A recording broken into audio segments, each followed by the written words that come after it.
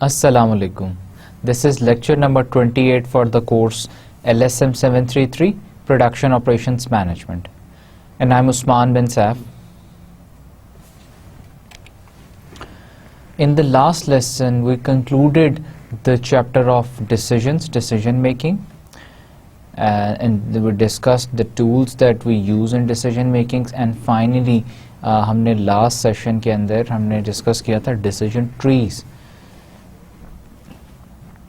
Decision trees की जब हमने बात की थी तो हमने पहले डिसीजन ट्रीज़ को डिफ़ाइन किया था कि डिसीजन ट्रीज़ होते क्या हैं. हमने उसमें कहा था कि डिसीजन ट्रीज़ जो हैं वो क्या करते हैं कि उसमें आप कोई भी आपने डिसीजन लेना है, एनी डिसीजन, तो आप पहले क्या करते हैं, प्रॉब्लम आइडेंटिफाई करते हैं, उसके बाद उसके ऑल्टरनेटिव सॉल्यूशंस आप फाइंड करते हैं. ऑल्टरनेटिव सॉल्यूशंस फाइंड करते हैं, फिर उन सॉल्यूशंस को एवेलुएट करते हैं, और उन सॉल्यूशंस को एवेलुएट करके उनकी बेसिस के ऊपर, एवेल्यूशन के ऊपर यू टेक द डिसीजन. और उसमें हमने कहा था कि हम इसे डिसीजन ट्री, इसलिए हम एक टूल है डिसीजन ट्री जो हम अप्रोच यूज़ करते हैं वो इस वजह से यूज़ करते हैं क्योंकि इसमें डिसीजन लेना हमारे लिए और डिसीजन को एवेलुएट करना हमारे लिए आसान हो जाता है. और जिस तरह हमने लास्ट सेशन में डिस्कस किया था कि ट्री दरख्त का एक तना होता है, उसका ट्रंक होता है, उसके आगे उसकी ब्रांचेस होती हैं. अगर हम दरख्त को हम एक प्रॉब्लम कंसिडर करें और उसकी जो ब्रांचेस हैं उसको उनका ऑल्टरनेटिव सॉल्यूशंस देखें तो ये एक डिसीजन ट्री बन जाएगा. एक प्रॉब्लम है, प्रॉब्लम आ रही है, उसके बाद उसका solution 1, alternative 1, alternative 2, alternative 3, alternative 4, फिर ऑल्टरनेटिव 1 के सब ऑल्टरनेटिव्स, फिर उन सब ऑल्टरनेटिव्स की तमाम की आउटकम्स, उसकी कॉस्ट, उसकी इफेक्टिव वैल्यूज़. फिर उसके बाद हम देखते हैं कि डिसीजन 2 किसी तरह सब ऑल्टरनेटिव्स क्या हैं, फिर डिसीजन 3 के क्या हैं, और उसके बाद हम उसके नोड्स और हम जो उसके नोड और सर्कल्स के अंदर हम उसके क्या कॉस्ट कैलकुलेट कर लेते हैं और हम फिर देख लेते हैं कि विच वन इज़ बेटर, तो जिसमें हमारी सबसे ज़्यादा हमारी आउटकम मैक्सिमाइज हो रही हो हम उस डिसीजन को चूज़ कर लेते हैं. फिर उसमें एक तो डिसीजन लेवल 1 डिसीजन, फिर उसका लेवल 2 डिसीजन, फिर लेवल 3 के ऊपर उसके जो हमारे सब डिसीजन हैं हम उनको देख लेते हैं. तो this is how a chain of decisions हम जो है उसको इंटरकनेक्ट करके हम एक फाइनल डिसीजन ले पाते हैं. जैसे हमने 2-3 हमने एग्जांपल्स हमने थॉरली डिस्कस की थी डिसीजन ट्रीज़ में. एक एग्जांपल थी कि जिसमें हमने कहा कि एक I want to start a new factory, और उसमें फिर मेरे पास 2 स्टेट्स ऑफ नेचर हैं. एक तो ये कि मैं एक नया प्रोडक्ट बनाने जा रहा हूँ, वो नया प्रोडक्ट जो उसकी मार्केट फेवरेबल होगी, अनफेवरेबल होगी, और मेरे पास अब 3 डिसीजन हैं कि मैं फैक्ट्री जो कैपेसिटी है वो 100,000 यूनिट्स के लिए फैक्ट्री लगाऊं, 50,000 यूनिट्स के लिए फैक्ट्री लगाऊं या फैक्ट्री ना लगाऊं. 3 डिसीजन हैं. पहला डिसीजन तो ये है कि मैं लार्ज फैक्ट्री लगा लूं, दूसरा है कि मैं स्मॉल फैक्ट्री लगा लूं, तीसरा है कि मैं फैक्ट्री ना लगाऊं, डू नथिंग. तो तीनों में से अब मैंने फिर देखा कि इन तीनों के फिर लार्ज फैक्ट्री लगाऊंगा तो फेवरेबल अगर मार्केट हुई तो क्या मेरा आउटकम होगा, अनफेवरेबल आउटकम हुई तो क्या मेरा आउटकम होगा. और इसी तरह स्मॉल फैक्ट्री, इसी तरह कुछ भी डू नथिंग के अंदर भी आई कैन कैलकुलेट के what will be the cost that will be incurred. तो और हमने फिर उसके कैलकुलेशंस करके हमने उसकी वैल्यू कैलकुलेट की और वो डिसाइडेड कि it is better to start a large company. और फिर हमारा लार्ज कंपनी के बाद हमारा डिसीजन 3 ये था कि in case of unfavourable market आपको या तो फैक्ट्री बंद कर देनी चाहिए या लॉस इनकर करना चाहिए. तो आपने कहा कि मुझे फैक्ट्री बंद कर देनी चाहिए या आपको प्रोडक्शन कम कर देनी चाहिए. So this was all about decision trees. Then we started the chapter of transportation modeling. Transportation modeling में हमने कहा कि transportation problems को हम कैसे solve करते हैं through modeling techniques. और transportation के problems क्या हो सकते हैं. हमने कहा कि हमने एक नॉर्थ अमेरिका की एक एग्जांपल ली थी जिसमें हमने कहा कि 3 स्टेट्स हैं जहां पर 3 डिफरेंट फैक्ट्रीज हैं और वो 3 जो डिफरेंट फैक्ट्रीज का मतलब है कि वो 3 डिफरेंट सप्लायर्स हैं। अब उसके जो कस्टमर्स हैं या उसके जो रिटेलर्स हैं वो 3 डिफरेंट सिटीज़ के अंदर हैं। 3 डिफरेंट सिटीज़ में उसके 3 डिफरेंट सप्लायर्स हैं। तो अब हमने इसमें देखा कि कैसे डिमांड और सप्लाई को हम मैच करेंगे, डिमांड और सप्लाई को कैसे मैच करेंगे। उसमें हमने कहा कि एक तो पहले हमने टेक्निक यूज़ की कि नॉर्थ वेस्ट कॉर्नर रूल। हमने एक ट्रांसपोर्टेशन मॉडलिंग टेबल बना लिया और उसमें कहा कि हम टॉप लेफ्ट कॉर्नर से स्टार्ट करेंगे। टॉप लेफ्ट कॉर्नर के ऊपर सबसे पहले जो है डिमांड है उसको हम थ्रू पहले सप्लायर से हम उसको करेंगे, पूरा करेंगे। फिर जो बच जाएगी वो अगले सप्लायर से करेंगे। फिर हम अगले क्वाड्रेंट में आएंगे, फिर उसके बाद अगले क्वाड्रेंट में आएंगे। So north west corner rule में नॉर्थ फिर वेस्ट, टॉप लेफ्ट कॉर्नर के अंदर हमने देखा कि हम उससे स्टार्ट करते हैं और हम अपनी डिमांड और सप्लाई को मैच कर लेते हैं। फिर हमने देखा initiative low cost method. Low cost method में हम क्या करते हैं कि हमने फिर अपनी डिमांड और सप्लाई को मैच करना है, लेकिन हमने according to per unit transportation cost. तो जो सबसे कम जिसकी ट्रांसपोर्टेशन कॉस्ट होगी, जिस सिटी से ट्रांसपोर्टेशन कॉस्ट सबसे कम होगी, सबसे पहले उस सिटी से सप्लाई जो है वो डिमांड को मैच करेगी। उसके बाद फिर बाकी सिटीज़ जो हैं उसके अकॉर्डिंगली हमने टेबल को फिल कर लिया। That was the initiative low cost method. Transportation को सॉल्व करने के लिए हमने टेक्निक एक और देखी। फिर हमने देखा stepping stone. Stepping stone method एक स्टेपिंग स्टोन गेम होती है, बच्चे अक्सर खेलते हैं और वो उसको सड़क के ऊपर एक वो बॉक्स बना लेते हैं, क्वाड्रेंट बना, मैट्रिक्स बना लेते हैं और उसके अंदर जंप करते जाते हैं और उसमें चलते जाते हैं और फिर वो पूरा लूप कंप्लीट करते हैं। तो इसमें भी हमने कहा कि हम लूप कंप्लीट करेंगे। लूप कैसे स्टार्ट कहाँ से करेंगे, उस हम बॉक्स से स्टार्ट करेंगे जो कि एम्प्टी है। एम्प्टी बॉक्स से स्टार्ट करेंगे और उसके बाद हम क्या करेंगे, एम्प्टी बॉक्स से स्टार्ट करके हम उन एम्प्टी बॉक्स को हम प्लस कंसिडर करेंगे। उसके बाद फिर नेक्स्ट बॉक्स माइनस, फिर प्लस, फिर माइनस। और हम क्या करेंगे कि जो हमारे फिल्ड बॉक्सेस हैं उनके अंदर उनके थ्रू हम एक लूप क्रिएट करेंगे। और उसका रूल ये है कि पहले या एक अल्टरनेटिव हॉरिजॉन्टल वर्टिकल मूव करना आपने, और या पहले हॉरिजॉन्टल करना है फिर वर्टिकल करना है, या पहले वर्टिकल करना है फिर हॉरिजॉन्टल करना है, फिर उसके बाद वर्टिकल करना है फिर हॉरिजॉन्टल।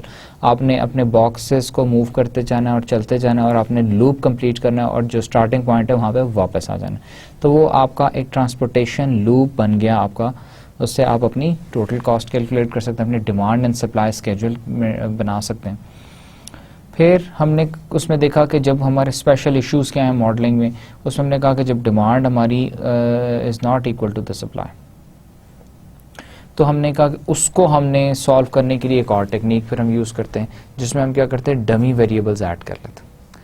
अगर तो डिमांड ज़्यादा हो तो हम एक डिमांड का वेरिएबल ऐड कर लेते हैं, अगर सप्लाई ज़्यादा हो तो एक सप्लाई का वेरिएबल ऐड कर लेते हैं। जो हमारे पास यूनिट्स बच जाते हैं वो हम उसके अंदर बाकी के सारे उसके अंदर हम उसमें हम कर देते, ऐड कर देते हैं उस वेरिएबल में।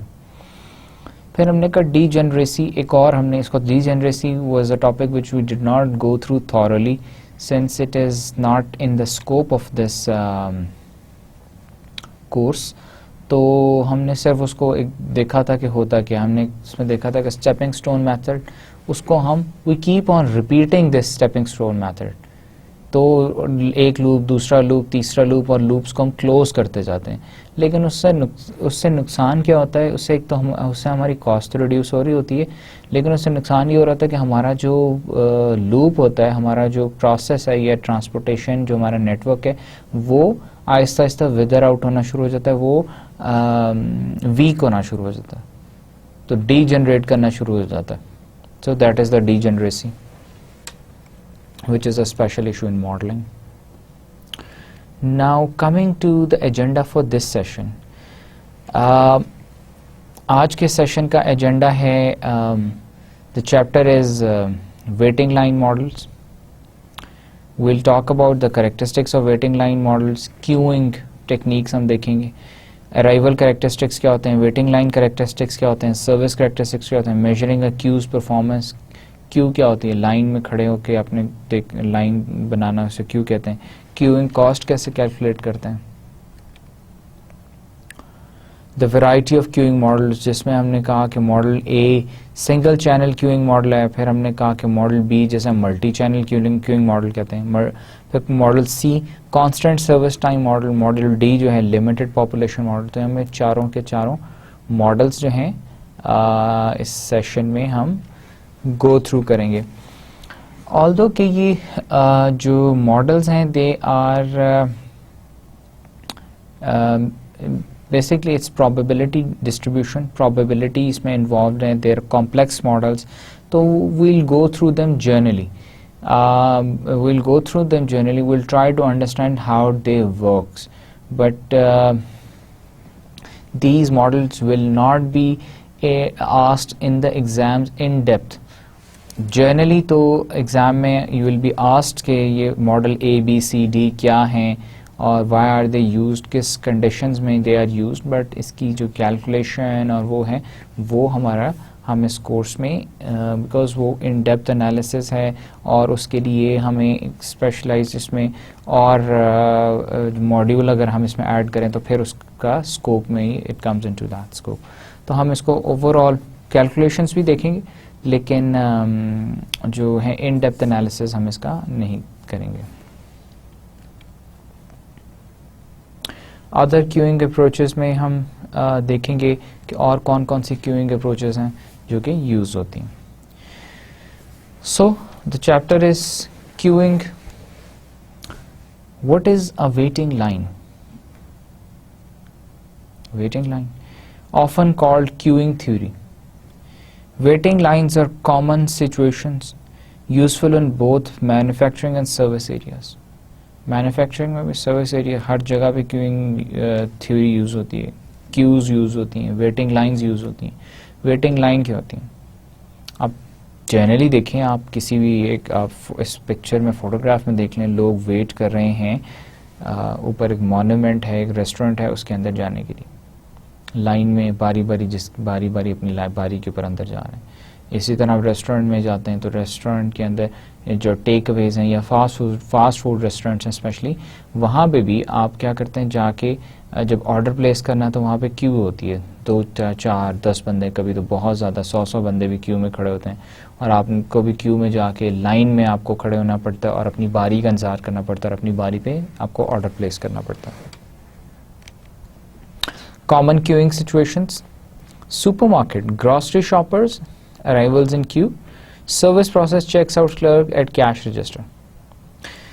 सुपरमार्केट, किसी भी आप डिपार्टमेंटल स्टोर में जाते हैं तो वहाँ पे क्या होता है कि आप अपनी जाके शॉपिंग जो भी आपने करनी है चीज़ें आप शेल्फ से उठाते हैं, अपनी बास्केट में या ट्रॉली में रखते जाते हैं। उसके बाद फिर आप क्या करते हैं, क्यू में जाके खड़े हो जाते हैं। अपनी जो ग्रॉसरी शॉपर्स हैं, जो ग्रॉसरी करने हैं, वो अपनी चीज़ें ख़रीदने हैं, वो फिर क्यू में बिल पे करते हैं और उसके बाद वो अपना सामान ले लेते हैं। हाईवे टोल बहुत, आपने हाईवेज़ के ऊपर देखें जो टोल टैक्स लेते हैं तो वो भी इसी तरह उनके ऊपर गाड़ियाँ आती हैं, लाइन में गाड़ियाँ, एक एक गाड़ी अपना टैक्स पे करती जाती है और चलती जाती है। डॉक्टर ऑफिस में ट्रीटमेंट के लिए पेशेंट्स आते हैं, पेशेंट को भी आके अपनी बारी का इंतज़ार करना पड़ता है। Computer systems programs to be run, computer processes jobs, तो प्रोग्राम्स जो रन करते हैं वो भी क्यू में एक प्रोग्राम रन होता है, दूसरा कंप्यूटर सिस्टम के अंदर। जैसे आप अपना लैपटॉप या कंप्यूटर ऑन करते हैं तो विंडोज़ लोड होती है सबसे पहले, उसके बाद अदर प्रोग्राम्स बारी बारी करके सारे लोड होते हैं और फिर आपका डेस्कटॉप आपका ऑन हो जाता है। टेलीफोन कंपनी के कॉलर्स हैं, switching equipments to forward calls, तो अपनी बारी के ऊपर उनकी कॉल्स फॉरवर्ड होती हैं। बैंक्स हैं, switching equipments to forward calls.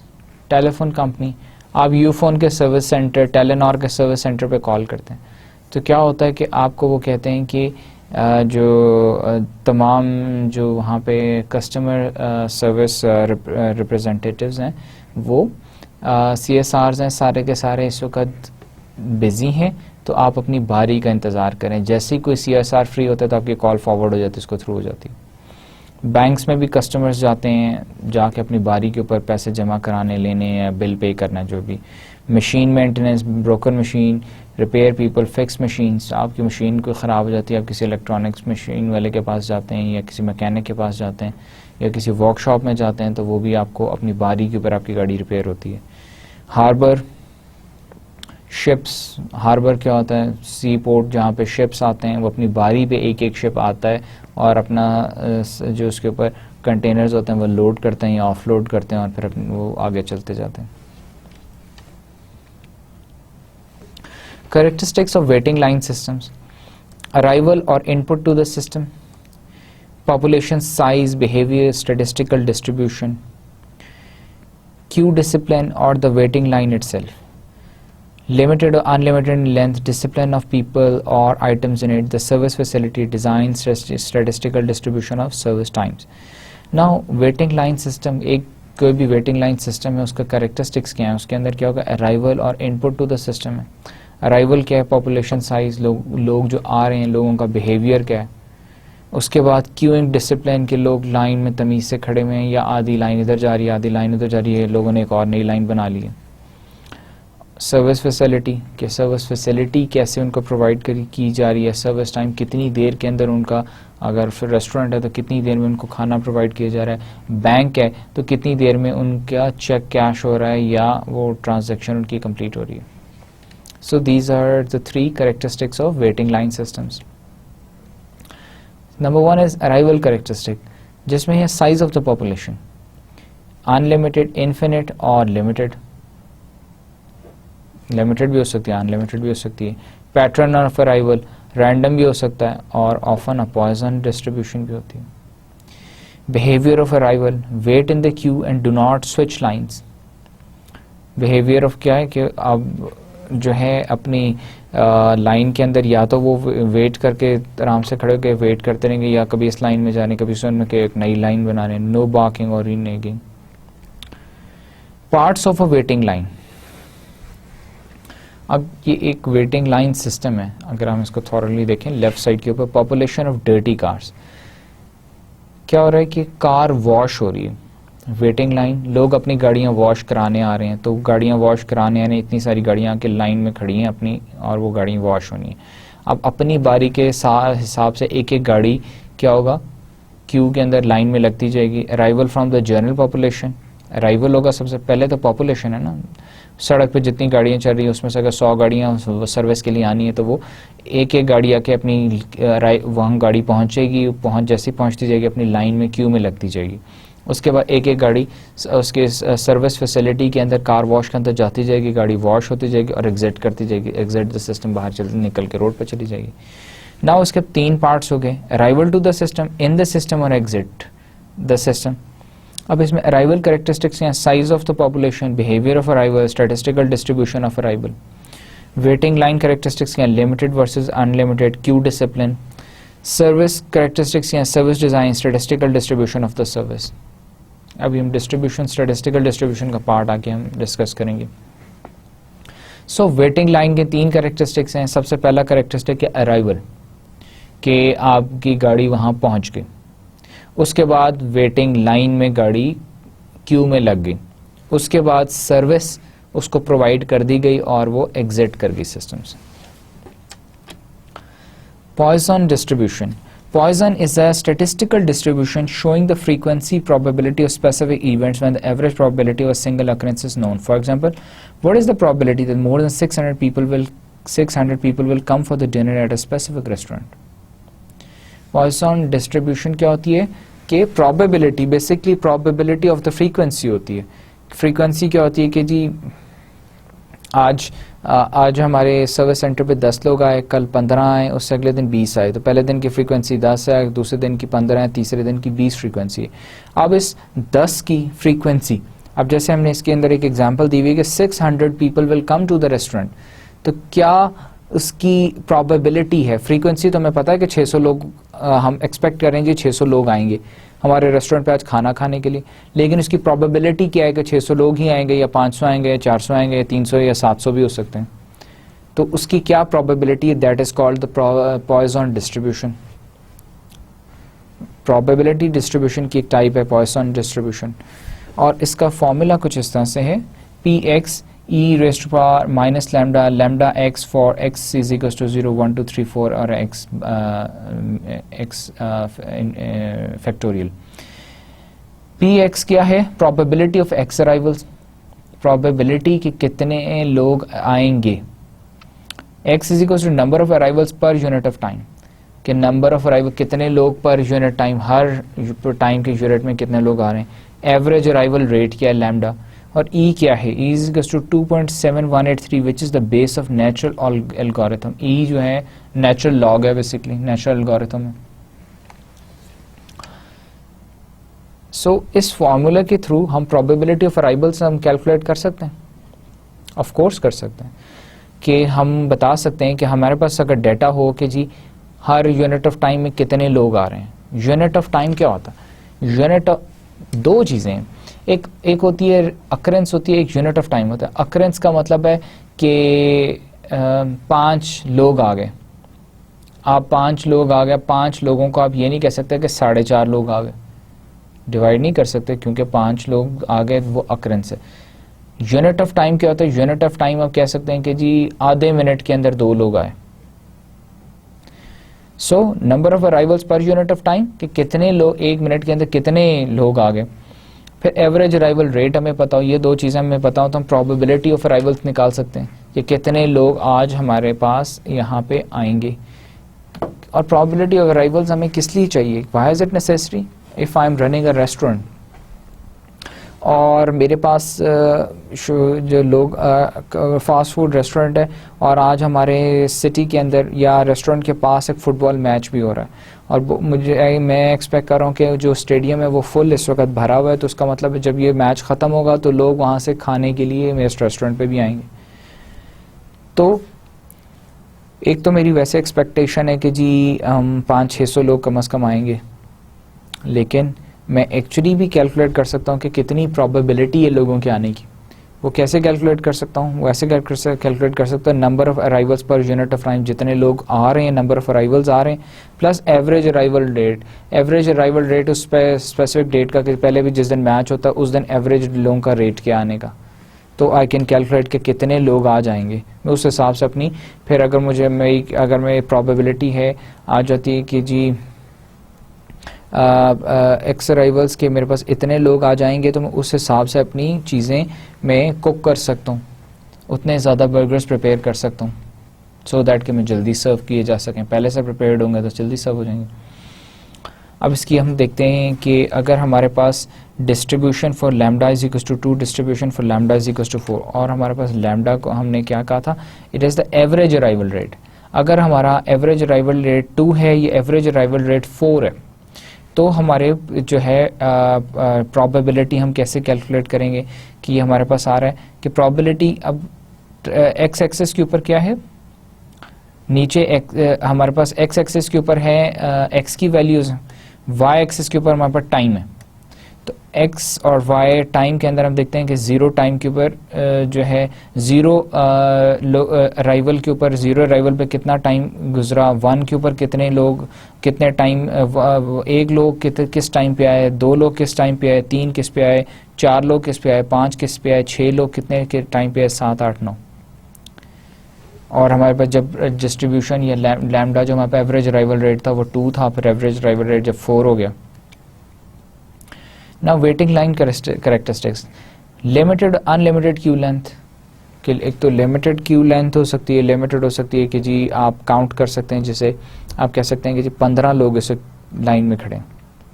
एक है कि जी आपको समझ ही नहीं आ रही कितने लोग, जिस तरह हमने अभी पिछले दिनों में कुछ अर्सा पहले एक ऑब्जर्व किया था कि सीएनजी स्टेशन के ऊपर लाइंस, सीएनजी स्टेशन के ऊपर 2-2 4-4 किलोमीटर लंबी लाइंस थी।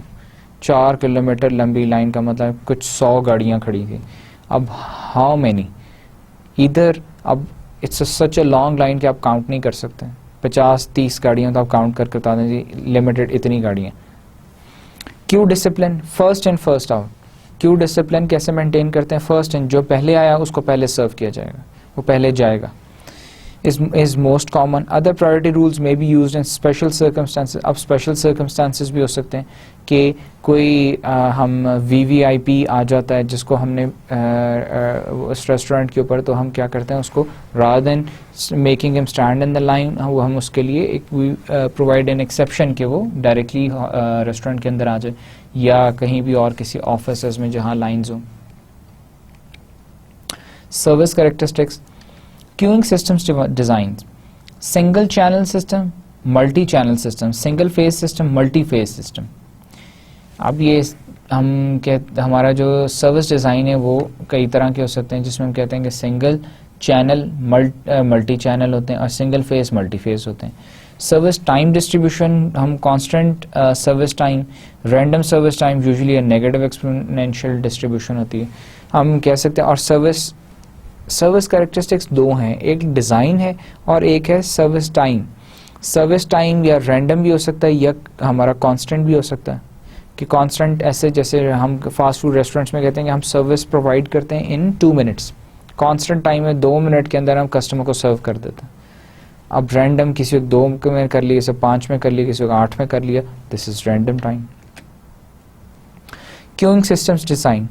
A family dentist office arrives, queue, service facility, departures after service, single channel, single phase. McDonald's dual window drive-through. Arrive, queue, phase 1, service facility, phase 2, service facility, departures after service.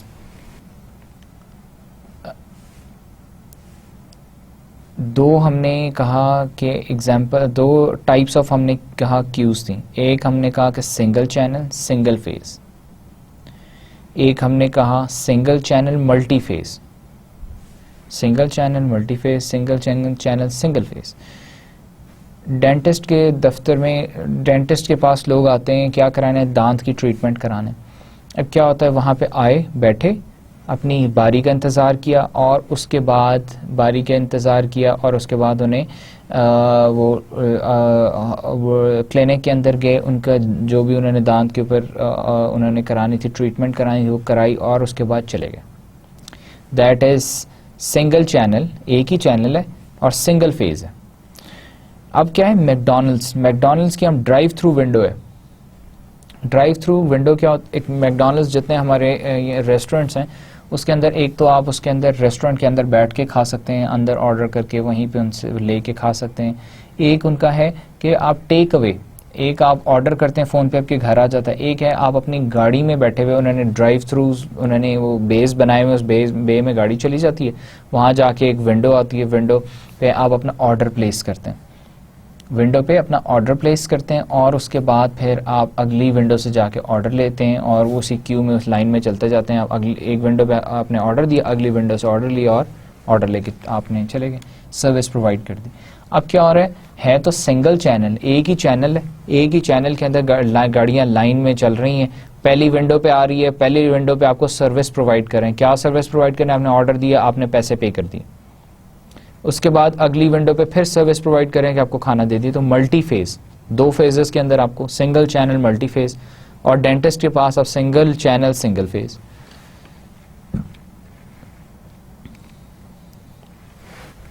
Most banks and post office service Windows. अब क्या होता है, multi channel single phase system, multi channel single phase.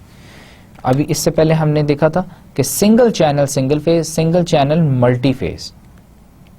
अब क्या है, this is multi channel single phase. Multi channel single phase का मतलब एक ही क्यू है, एक क्यू है लेकिन सर्विस फैसिलिटी ज्यादा है, सर्विस फैसिलिटी ज्यादा है. सिंगल फेज है, सिंगल फेज है और सिंगल फेज का मतलब है कि जो सिंगल फेज का मतलब है कि अब हम जिस तरह बैंक में देखते हैं, बैंक के ऊपर 4 काउंटर्स बने हुए हैं. पोस्ट ऑफिस में जाते हैं, पोस्ट ऑफिस में भी 4 काउंटर्स बने हुए हैं. तो वो चारों के चारों काउंटर एक ही सर्विस प्रोवाइड कर रहे हैं. बैंक के अंदर भी एक ही सर्विस प्रोवाइड कर रहे हैं। पहले काउंटर के ऊपर भी आप जाके कैश डिपॉजिट करा सकते हैं, दूसरे पे, तीसरे पे, चौथे पे।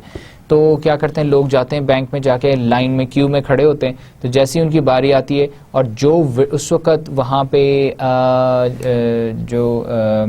क्या कहते हैं, डेस्क उनका फ्री हो, जो काउंटर फ्री हो, आप उस काउंटर पे चले जाते हैं। इसी तरह आप जितनी आपकी मोबाइल कंपनीज हैं उनकी आप सर्विस सेंटर पे चले जाएं, तो सर्विस सेंटर के ऊपर भी क्यू लगी हुई होती है, वहाँ पे रश होता है, लाइन होती है। तो आप जाते हैं, जाके वहाँ पे क्या करते हैं, टोकन ले लेते हैं, आपको टोकन के ऊपर आपका क्यू नंबर मिल जाता है। तो जैसे ही उनके पास 10 काउंटर्स हैं, तो जैसे ही, और वो सारे के सारे 10 काउंटर्स अपने कस्टमर्स को सर्विस दे रहे होते हैं, प्रोवाइड कर रहे होते हैं। आपकी जैसे आपकी बारी है, आपकी बारी के ऊपर जौन सा काउंटर फ्री होगा, आप उस काउंटर पे जाते हैं और सर्विस आपको वो सर्विस प्रोवाइड करते हैं। तो इसका मतलब है कि सिंगल फेज सिस्टम में क्या होता है, अब हमने पिछली एग्जांपल में देखा था मल्टी फेज कौन सा था, मैकडॉनल्ड की एग्जांपल, जिसमें कहा था कि जी पहली विंडो जो है वो आपसे सिर्फ ऑर्डर लेगी और पैसे लेगी, अगली विंडो आपको ऑर्डर देगी। तो दोनों विंडोज डिफरेंट काम कर रही हैं। अब अगर हमारे काउंटर सारे एक ही काम कर रहे हैं तो ये आप इसे कहेंगे सिंगल फेज सिस्टम। लेकिन सिंस मल्टी चैनल इस वजह से कि मल्टी काउंटर्स हैं, ज़्यादा काउंटर्स हैं। पहले में क्या था कि एक ही था, एक ही विंडो थी जो कि आपसे ऑर्डर और पैसे ले रही थी, और जो है एक ही उसमें था, और एक ही विंडो थी जो कि आपको ऑर्डर दे रही थी। अगर दो विंडोज़ होती, दो विंडोज़ आपसे आप अपनी बारी पे पहुंचते, तो अगर पहली विंडो खाली है तो पहली विंडो पे पैसे पे कर देते, दूसरी खाली तो दूसरी पे कर देते। फिर आप जो ऑर्डर लेने जाते तो पहली विंडो से ऑर्डर मिलता या दूसरी से मिलता, तो वो मल्टी चैनल मल्टी फेज होता। अब क्या है कि मल्टी चैनल तो है, मल्टी चैनल इसलिए कि तीन आपके पास सर्विस डेस्क हैं और तीनों सेम सर्विस प्रोवाइड कर रहे हैं। लेकिन सिंगल फेज इस वजह से कि तीनों एक ही सर्विस प्रोवाइड कर रहे हैं। So this is an example of multi channel single phase. Some college registrations, college registration है। अब कॉलेज रजिस्ट्रेशन में क्या हो रहा है कि लोग अराइव कर रहे हैं, लोग स्टूडेंट्स आ रहे हैं, उसके बाद क्यू में लाइन में खड़े होते हैं, उसके बाद उनके पास 4 डिफरेंट काउंटर्स हैं, लाइन में खड़े होते हैं, 4 डिफरेंट काउंटर्स हैं। 4 डिफरेंट काउंटर्स के में क्या कर रहे हैं कि पहले काउंटर पे वो जाते हैं, पहले काउंटर पे जाते हैं और जाके वो कॉलेज की रजिस्ट्रेशन करानी है। तो पहले काउंटर पे वो जाते हैं, तो लाइन में खड़े हुए जैसी बारी आई, काउंटर 1 काउंटर 2 दो काउंटर हैं, अगर काउंटर 1 फ्री है तो वो काउंटर 1 पे चले जाएंगे, काउंटर 2 फ्री है तो काउंटर 2 पे चले जाएंगे। और काउंटर 1 काउंटर 2 दोनों क्या कर रहे हैं कि वो उनको गाइड कर रहे हैं कि आपने, अच्छा आप बीबीए के स्टूडेंट हैं, आप ऐसा करें काउंटर 3 पे चले जाएं, आप एमबीए के स्टूडेंट हैं, आप ऐसा करें काउंटर 4 पे चले जाएं। तो वो उनको फिर आगे से या काउंटर 3 पे भेज रहे हैं या काउंटर 4 पे भेज रहे हैं, काउंटर 3 और काउंटर 4 पे। इसका मतलब है मल्टी चैनल, एक तो आपके पास 2 हैं काउंटर्स हैं, वो मल्टी चैनल हो गए, और उसके वो मल्टी फेस्ड के हर काउंटर अपना अलग काम कर रहा है, हर काउंटर अलग काम कर रहा है। जैसे मैंने आपको अभी बताया, मैकडॉनल्ड्स की हमने एग्जांपल को दोबारा हम देख लेते हैं। मैकडॉनल्ड्स में क्या हो रहा है कि ड्राइव थ्रू गाड़ी में आप बैठे, आप आए, अब वहाँ पे विंडोज़ हैं जो कि दोनों विंडोज़ क्या कर रही हैं कि पैसे ले रही हैं, आपसे ऑर्डर ले रही हैं, पैसे ले रही हैं। फिर 2 विंडोज़ हैं जो कि आपको ऑर्डर डिलीवर कर रही हैं। तो आप क्या कहेंगे, उसे भी आप कहेंगे कि multi channel multi phase. Multi channel 2 हैं, मल्टी, और फिर मल्टी फेज है कि वो जो पहली 2 विंडोज़ हैं और बाकी अगली 2 विंडोज़ हैं, वो दोनों डिफरेंट उनका जॉब फंक्शन है। नेगेटिव एक्सपोनेंशियल डिस्ट्रीब्यूशन क्या होती है, probability that service time is greater than और इक्वल टू 1 और time is equal to time in hours. इसका अगर हम एक ग्राफिकल रिप्रेजेंटेशन देखें, probability that service time is greater than t is equal to 4, t is greater than equal to 1। Average service rate हम calculate कर लेते हैं। अगर हमारा एवरेज सर्विस रेट एक कस्टमर का पर आवर हमारे पास आ रहा है और हमारे पास जो ई की वैल्यू 2.7183 विच इज एल्गोरिथम की हमारे पास लॉग की तो फिक्स्ड है। सो नेगेटिव एक्सपोनेंशियल क्या होती है, जो कि हमारी नेगेटिव साइड की तरफ मूव कर रही होती है, that is called negative exponential distribution. अगर हम ग्राफ प्लॉट करें तो आप देख सकते हैं कि यहाँ पे जहाँ पे एवरेज सर्विस रेट है ये आपका डिक्लाइन कर रहा है, और एवरेज जो सर्विस रेट है वो 3 कस्टमर्स पर, एवरेज सर्विस टाइम 20 मिनट्स है, तो वो भी हमारा डिक्लाइन कर रहा है। तो इससे कहते हैं negative exponential distribution. Measuring queue performance, average time that each customer और object spends in the queue. अब क्यू परफॉर्मेंस को हम, क्यू की परफॉर्मेंस को हम कैसे मेजर कर सकते हैं? Average time that each customer और object spends in the queue. अब हम ये तो हमने कस्टमर्स की बात की, हमने कहा कि आप किसी भी रेस्टोरेंट में क्यू लगा लें, आप किसी कॉलेज रजिस्ट्रेशन के लिए क्यू लगा लें, लेकिन जबकि फैक्ट्रीज में, मैन्युफैक्चरिंग में भी तो क्यू यूज़ हो रही होती है, वहाँ पे भी तो अब क्यू क्या होती है कि आपकी असेंबली लाइन है, असेंबली लाइन के ऊपर 10 गाड़ियाँ, एक एक गाड़ी अपनी बारी के ऊपर उसके ऊपर असेंबल होती जाती है और आगे चलती जाती है, अगली गाड़ी असेंबल होती है फिर चली आगे से, क्यू के अंदर वो भी काम करें। इसी तरह फाइनल जो फिनिश्ड गुड्स हैं, फिनिश गुड्स भी, कार्स जो हैं वो जैसे जैसे फिनिश होती जाती हैं वो अपनी क्यू में वो गाड़ियाँ खड़ी होती जाती हैं। जैसे जैसे ऑर्डर्स आते जाते हैं तो पहली गाड़ी पहले सेल होगी, उससे अगली गाड़ी बाद में सेल होगी, उससे अगली गाड़ी फिर सेल होगी। तो एवरेज क्यू लेंथ से भी हम मेजर कर सकते हैं क्यू फॉर परफॉर्मेंस की लेंथ कितनी है। Average time each customer spends in the system, average number of customers in the system, probability that the service facility will be idle, utilisation factor for the system, probability of a specific number of customers in the system. तो ये सारी की सारी चीज़ें हमारी Q performance को major करने में हमारी हेल्प करती हैं। Queuing cost, cost, low level of service, total expected cost, cost of providing service, cost of waiting line, high level of service, optimal service level। अब queuing cost हम optimal level हम क्या कहते हैं जिसमें हमारी minimum queuing cost हो।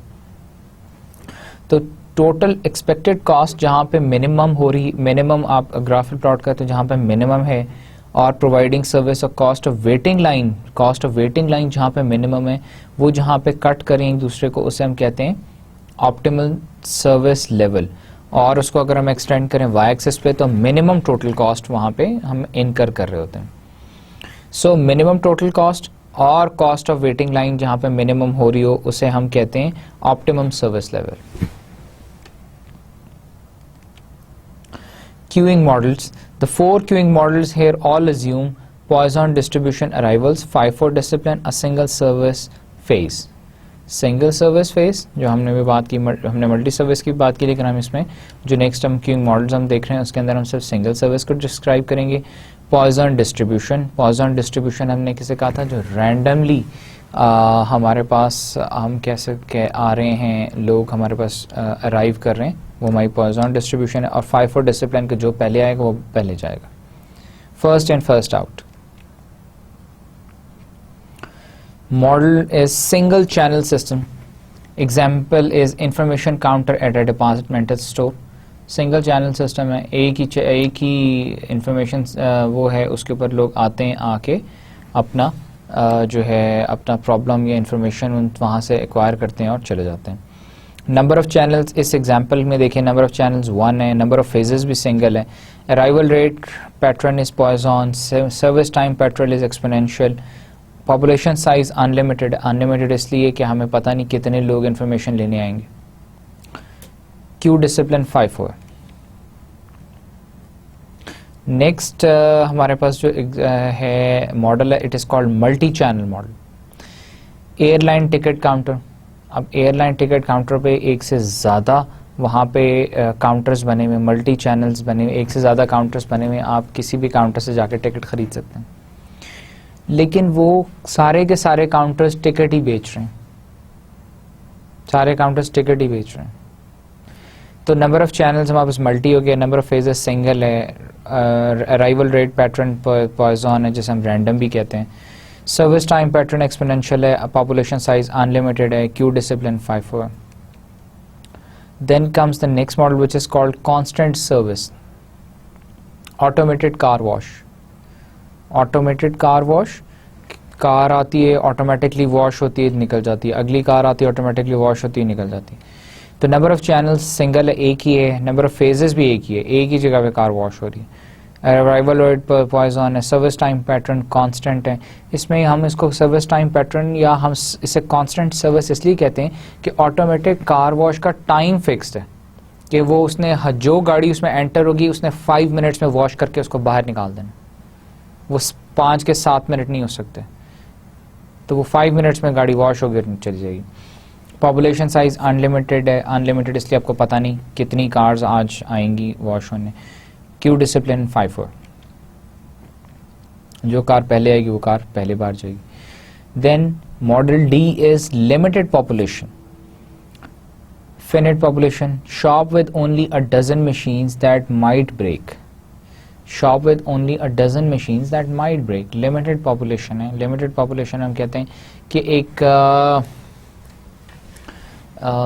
एक हमारे पास लॉन्ड्री शॉप है जहाँ पे वॉशिंग मशीन्स लगी हुई हैं, वहाँ पे 5 वॉशिंग मशीन्स लगी हुई हैं हमारे, तो 5 वॉशिंग मशीन्स का मतलब है कि जो वो लॉन्ड्री शॉप की पॉपुलेशन है वो 5 है, तो उसमें से कोई भी एक मशीन ख़राब हो सकती है, पॉसिबिलिटी है, या उसकी हमारे पास जो है प्रोबेबिलिटी है, तो इट्स अ लिमिटेड पॉपुलेशन। तो नंबर ऑफ चैनल्स क्या है, सिंगल है, नंबर ऑफ फेजेस भी सिंगल है, अराइवल रेट पैटर्न पॉइजन है, सर्विस टाइम पैटर्न एक्सपोनेंशियल है, सर्विस पॉपुलेशन साइज लिमिटेड है, और क्यू डिसिप्लिन FIFO है। Model is single channel. Arrivals are served on a FIFO basis, and every arrival waits to be served regardless of the length of the queue. Arrivals are independent of preceding arrivals, but the average number of arrivals does not change over time.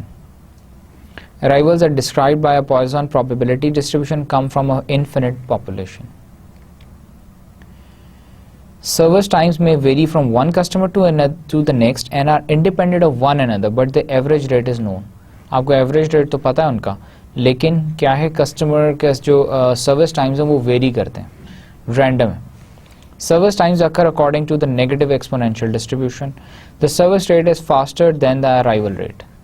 Service rate जो होता है हमेशा faster होता है than the arrival rate. Arrival rate का मतलब है कि 1 घंटे के अंदर 5 कस्टमर्स आए, लेकिन आप जो है हर कस्टमर जो है 5 मिनट के अंदर उसे आप सर्व करें, 5 वो आता है 5 मिनट के अंदर वो फ्री होकर आप चला भी जाता है।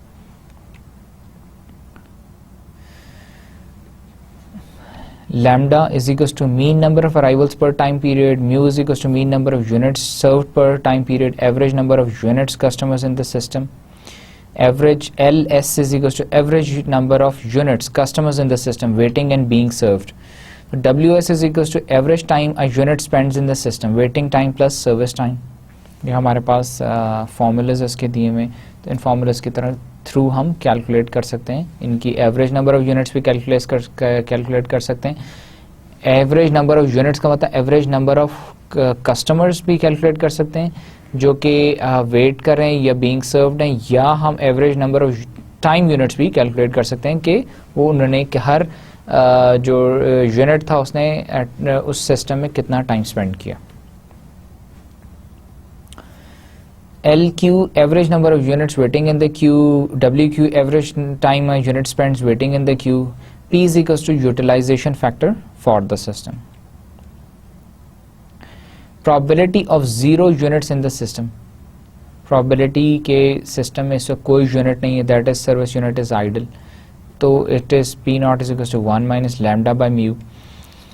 Probability of more than K units in the system where N is the number of units in the system, तो मोर देन K यूनिट्स के टोटल नंबर आप कह सकते हैं कि इस वक्त 500 लोग जो हैं वो वेट कर रहे हैं, या 200 या 50 या 2-4 नंबर लोग वेट कर रहे हैं, तो वो भी हम क्या कैलकुलेट कर सकते हैं कि 4 लोगों के इस वक्त वेट करने की क्या प्रोबेबिलिटी।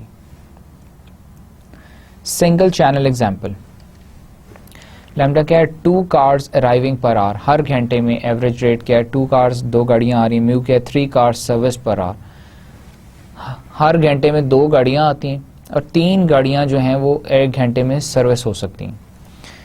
तो LS क्या है, 2 cars in the system on average के आपके हर 1 घंटे के अंदर 2 गाड़ियाँ कम से कम सिस्टम में होती हैं। फिर 1 hour average waiting time in the system के वेटिंग टाइम कितना सिस्टम के अंदर 1 घंटा है, और LQ के 1.33 cars waiting in the line, हम कैलकुलेट कर सकते हैं कि इस वक्त लाइन में कितनी गाड़ियाँ वेट कर रही हैं। तो हमारे पास अगर ये डेटा हो तो हम इन फॉर्मूलेस के थ्रू हम कैलकुलेट कर सकते हैं कि कितनी ऑन एवरेज सिस्टम में कितनी कार्स हैं, उसके बाद एवरेज वेटिंग टाइम क्या है और वेटिंग लाइन कितनी लंबी है, या कितनी कार्स या कितने यूनिट्स इस वक्त वेटिंग लाइन में। और WQ is equal to 40 minute average waiting time हम कैलकुलेट कर सकते हैं। फिर 66% of the time machine mechanic is busy, कि हमारी प्रोबेबिलिटी के कितना जो है उस वक़्त वो सर्विस का प्रोबेबिलिटी है, और फिर सर्विस की ना होने की प्रोबेबिलिटी में हम कैलकुलेट कर सकते हैं। आइडल टाइम के सिस्टम में कोई काम नहीं हो रहा, कोई गाड़ी है नहीं, लाइन में कोई बंदा ही नहीं, तो किसको सर्व करें, that is P0। Probability of more than K cars in the system.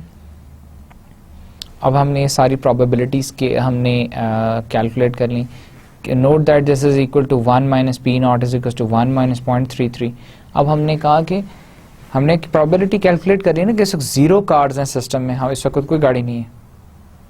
और हमने ये हम फिर ये भी देख सकते हैं कि अगर प्रोबेबिलिटी क्या है कि अगर हमारे K की वैल्यू हो जाए 1 हो जाए, K की वैल्यू 1 होने का मतलब है कि इस वक्त कम से कम एक गाड़ी सिस्टम में है,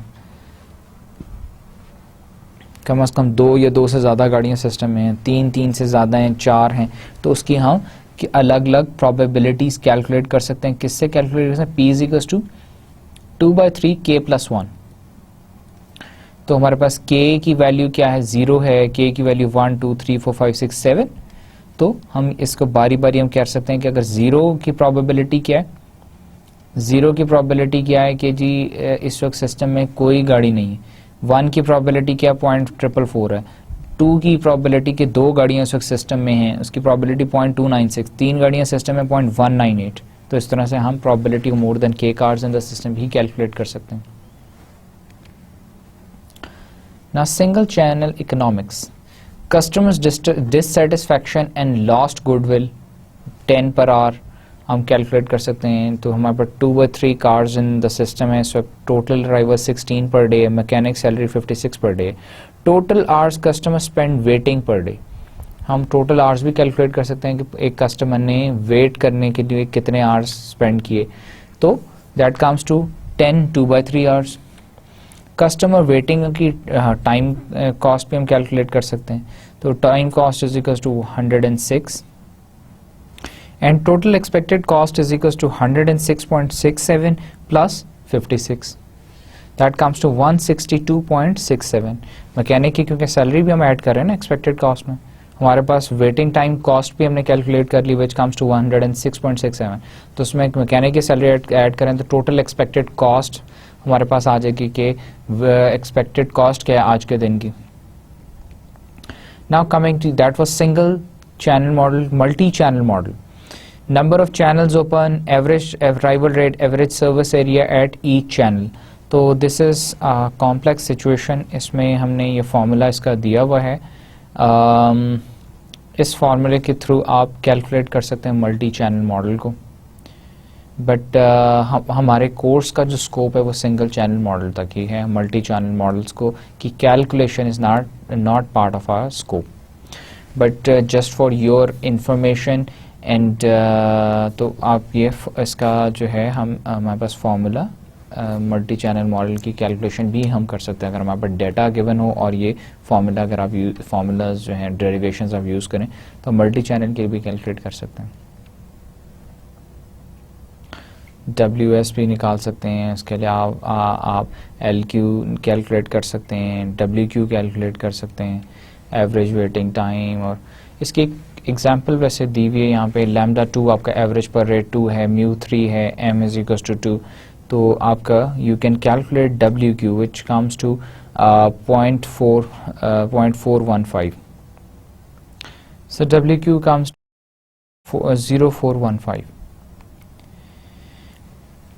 लिमिटेड पॉपुलेशन मॉडल, इसके अंदर जो हम यूज़ करें, D is equal to probability that a unit will have to wait in the queue, F is equals to efficiency factor, H is equals to average number of units being served, J is equals to average number of units in the queue, L is equals to average number of units waiting for service, M is equals to number of service channels, ये M हम multi उसमें use करते हैं, multi जब channels हों। N is equal to number of potential customers, T average service time, U average time between unit service requirement, W average time of unit waits in line. तो हमने इसमें ये last में देखा था डब्ल्यू की जो है 0.0415 था, जिसका मतलब है कि 0.415 जो है सेकेंड उसको वेट करना पड़ता है क्यू में एवरेज कस्टमर को। X is equal to service factor. Now हम देखते हैं कि हमने कैलकुलेट करके एक एग्जांपल बेसिकली कंपैरिजन हम करना चाह रहे हैं सिंगल चैनल और टू चैनल्स का। तो अगर हम सिंगल चैनल में देखें 0.33 हमारे पास प्रोबेबिलिटी, और मोर देन टू चैनल्स तो 0.5 है। और एल एस जो है एवरेज हमारे पास कार जो आ रही हैं वो 2 आ रही हैं इन 1 आवर, और टू चैनल्स में 0.75 हैं। तो 60 मिनट्स लगते हैं वेटिंग लाइन के अंदर। एक अगर सिंगल चैनल हो और अगर टू चैनल हो या मल्टी चैनल हो तो 22.5 मिनट्स लगते हैं वेटिंग लाइन के अंदर। तो हमारे पास इससे हम कैलकुलेट कर सकते हैं कि एवरेज जो वेटिंग टाइम है कस्टमर का एक लाइन में खड़े होने का वो सिंगल चैनल में 40 है, और अगर मल्टी चैनल 2.5 है। तो आप देख सकते हैं कि सिंगल लाइन और मल्टी लाइन या सिंगल चैनल मल्टी चैनल की वजह से कितना फ़र्क पड़ जाता है कि अगर एक डेस्क है जो सर्विस कर रहा है सिंगल चैनल और मल्टी चैनल्स हैं तो उसको जल्दी वो प्रोसेस हो जाएगा।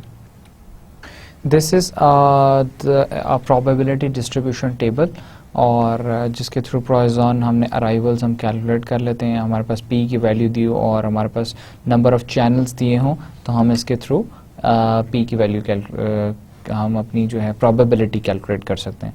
नाउ वेटिंग लाइन टेबल की हम एक एग्जांपल देख लेते हैं जिसमें बैंक टेलर्स एंड कस्टमर्स है, म्यू 18 है, नंबर ऑफ एवरेज कविंग, और जो है लैम्डा हमारे पास 18 है और म्यू की वैल्यू 20 है। तो यूटिलाइजेशन फैक्टर जो है उसका फॉर्मूला है P is equals to lambda by mu, it comes to 0.90, और हमारे पास वेटिंग लाइन जो है वो एल बाय लैम्डा है। तो नंबर ऑफ सर्विस विंडोज़ हमारे पास अगर 1 2 3 4 विंडोज़ हैं और हमारे पास मल्टी चैनल है तो multi 1 2 3 4 numbers in the Q, her Q में एवरेज जितने लोग हैं, और टाइम इन द क्यू, हर जो क्यू में कितना टाइम हमारे पास स्पेंड हो रहा है। तो we can calculate this time, हम टाइम कैलकुलेट कर सकते हैं कि हर क्यू में कितना टाइम लग रहा है, और किससे कैलकुलेट कर सकते हैं, W Q is equal to L Q by lambda. और एल क्यू क्या है हमारा नंबर्स इन द क्यू है, और लैम्डा की वैल्यू भी ऑलरेडी गिवन है, तो हम उससे अपना टाइम इन क्यू भी कैलकुलेट कर सकते हैं। कांस्टेंट सर्विस मेथड के थ्रू हम कांस्टेंट सर्विस मेथड वो होता है जिसके अंदर हम कहते हैं फिक्स टाइम का मतलब है कि every customer will be served in 2 minutes. Fix time हर चीज़ का, उसमें रैंडम नहीं होता। तो उसके हम एवरेज लेंथ ऑफ क्यू का फॉर्मूला है average waiting time in queue, average number of customers in the system, average time in the system. तो we have all this formulas provided that data हम ये चीज़ कैलकुलेट कर सकते हैं। इसके हम एक एग्जांपल देख लेते हैं। Trucks currently waiting 15 minutes on average. Truck and driver cost 60 per hour, $60 per hour. Automated compactor service rate is equals to mu is equals to 12 per truck per hour है। Arrival rate जो है lambda is 8 per hour, compactor cost $3 per truck है। Current waiting cost trip कितना है हमारा 15 per trip है। तो W की वैल्यू 1/12 पर आवर है कि इतना 1/12 पर आवर उनको जो है टाइम क्यू में स्पेंड करना पड़ता है। Waiting cost trip with compactor is $5 price है उनकी वेट करने की पर ट्रिप जो है। Savings with the new equipment हम कहते हैं कि न्यू इक्विपमेंट हम ले आए तो उससे हमारी सेविंग $10 हो जाएगी, हमारी जो है कॉस्ट बढ़ जाएगी। और cost of new equipment amortise कर दें तो हमारे पास नेट सेविंग 7 हो जाएगी, क्योंकि उसकी हम डेप्रिसिएशन भी हम उसमें क्या हम लेस कर देंगे, और $3 जो है डेप्रिसिएशन लेस हो जाएगी, और 10 इस वजह से हो जाएगी क्योंकि वो हमारी कॉस्ट इंक्रीज कर जाएगी न्यू इक्विपमेंट की वजह से। Now coming to limited population model, उसमें हमारे पास service sector, average number running, average number waiting, average number being served, average waiting time, number of population, ये सारे हमारे पास फैक्टर्स हैं। अगर ये हम इन फैक्टर्स को हम ये सारे हमारे पास फैक्टर्स हैं, इन फैक्टर्स के थ्रू हम कैलकुलेट कर सकते हैं, लिमिटेड पॉपुलेशन भी कैलकुलेट कर सकते हैं. This we already discussed के probability that a unit will have to wait in the queue.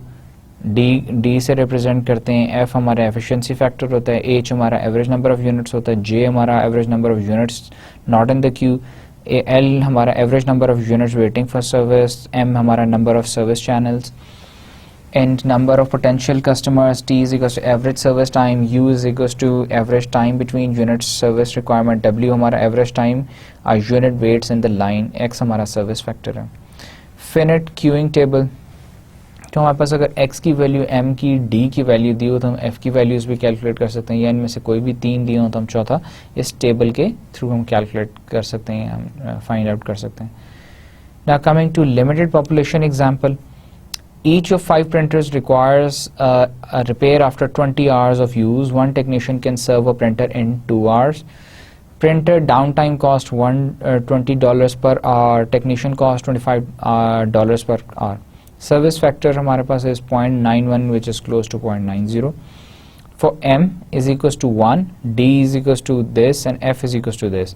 और हमने कैसे कैलकुलेट किया, ये हमने अपना टेबल से, टेबल अब से हमने कैलकुलेट किया कि m हमारा अगर 1 हो तो, और हमारा x जो है, x की वैल्यू अगर हमारे पास गिवन हो तो हम d और f भी हम यहाँ से देख सकते हैं. m1 हो तो d की इतनी वैल्यू, f की इतनी वैल्यू, m2 हो तो d की हमारे पास ये वैल्यू 0.44, f की वैल्यू 0.998, हम टेबल से कैलकुलेट कर सकते हैं. तो average number of printers working, average number of printers working for m is equal to 1, तो J की क्या वैल्यू आएगी, J इज 4.36, और M इज इक्वल टू अगर 2 हो तो J इज इक्वल टू 4.54. और M क्या है, M हमारा है मल्टी चैनल है, कि हमारे पास सिंगल, अगर हमारे पास एक चैनल एक है तो हमारे पास वो M1 होगा, अगर मल्टी चैनल है तो M2 होगा. सो नंबर ऑफ टेक्नीशियंस जो हैं, अगर हमारे पास 1 हैं तो जैसे हम नंबर ऑफ टेक्नीशियंस को हम M भी कह रहे हैं, M अगर हमारे पास 1 है तो एवरेज नंबर प्रिंटर्स डाउन जो है वो 0.64 है. Average cost per hour for down town इतनी हमारे पास आ जाएगी, टेक्नीशियन कॉस्ट, तो टोटल कॉस्ट हमारे पास पर आवर 101 आ जाएगी. अगर 2 हैं तो 105 आ जाएगी, 2 हमारे पास हैं तो हमारी टोटल कॉस्ट बढ़ जाएगी 2 की वजह से, क्योंकि हमारा जो है टेक्नीशियन कॉस्ट पर आवर हमारी 50 हो गई. Other queuing approaches, the single phase models cover many queuing situations. Variations of the 4 single phase systems are possible. Multi-phase models exist for more complex situations. हमने जो शुरू में देखी थी, हमने single model, single phase, single channel, single phase. तो हम इस कोर्स में from an examination point of view single phase, single channel जो हमारी उसकी कैलकुलेशंस हैं that will come into the exam. बाकी की हमने एग्जांपल्स हमने जस्ट ओवरव्यू की, लेकिन they are little more complex, but still given, अगर आपको डाटा गिवन हो और फॉर्मूलाज आपके पास हों तो you can calculate them as well. और एग्ज़ाम में भी they are covered into the exam as well, but not an in-depth analysis of them. Multi-channel का हमने in-depth analysis नहीं होगा, लेकिन ये कि they are part of the course.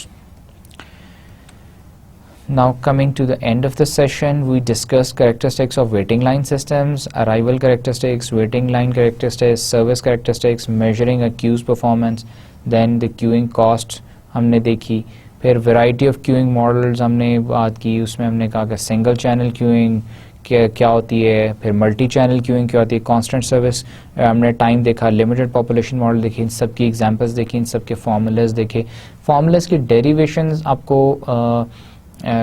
derivations will not be asked in the exam, but if you are provided with the data, you can calculate the waiting time और waiting जो W है waiting time आप calculate कर सकते हैं. उसके बाद आप पर यूनिट R कैलकुलेट कर सकते हैं, probability कैलकुलेट कर सकते हैं.